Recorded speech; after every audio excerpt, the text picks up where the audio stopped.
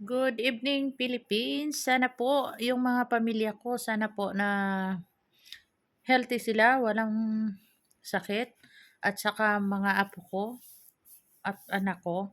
Salamat God na lagi mo silang ginagabayan at ako rin na healthy.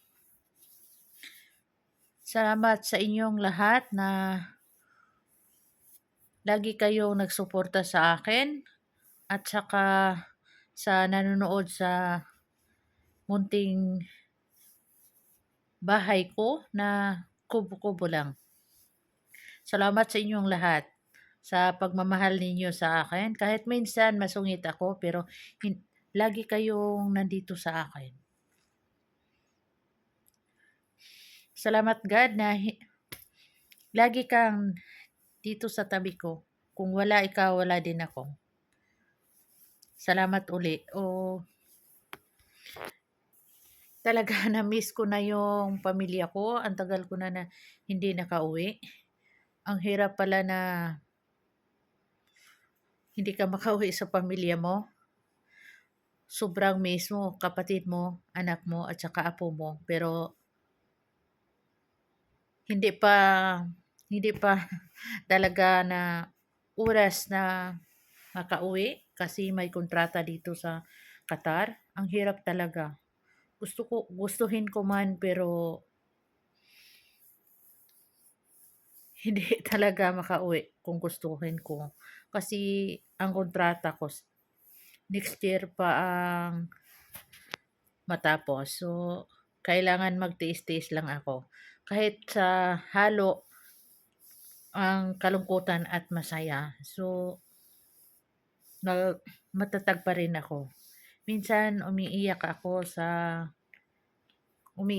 na sobrang miss ko. At saka special sa mama ko at saka sa papa ko. Kahit wala na sila, na-miss ko sila sobra. Kasi yung papa ko nawala, so pamilya pa niya ako. Yu- Nasa Pinas pa ako, nag-aral pa ako ng grade 5. At saka yung mama ko nawala, dito na din ako sa Qatar. Ang hirap talaga na mawala yung parents mo na ilibing siya na hindi mo nakita sa huling hantungan. Ang hirap talaga. So, kung narinig man ni mama, kung gaano ko siya na-miss, so, sana gabayan pa niya ako. Ibigay pa niya yung blessing na para yung anak ko magabayan ko. Ang hirap talaga na wala na kang parents, wala na kang mama at saka papa. Talaga nahirapan ako pero kailangan na matatag ako kasi mahirap talaga na wala na yung mama mo at saka papa ko. Kami na lang walong magkapatid. Tapos hindi pa kami magkasundo. Iba-iba kasing ugali sa magkapatid. Ako ang bunso, ako ang pangwalo. So, mahirap. Talaga nahirapan ako. Gustuhin ko man na umuwi, pero mahirap umuwi ka na sa nawala yung mama ko na hindi ako nakauwi. Sobrang sakit.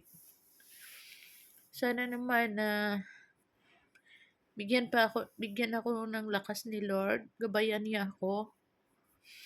Bigyan niya ako ng more blessing pa. Yun lang ang hiningi ko. So, ang hirap na wala ka ng parents. Naranasan ko dati na ang paghirap sobra. Yung nawala na ang papa ko, grabe yung paghirap ko. Kumakain kami ng saging at saka kamuti. Naranasan ko yung ganyan. Magsa Ako ang magkopra.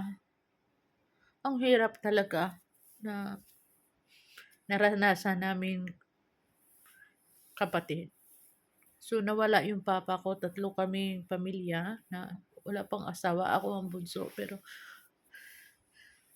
Grabe ang naranasan ko pero sa awa ng Diyos nakaraos kami.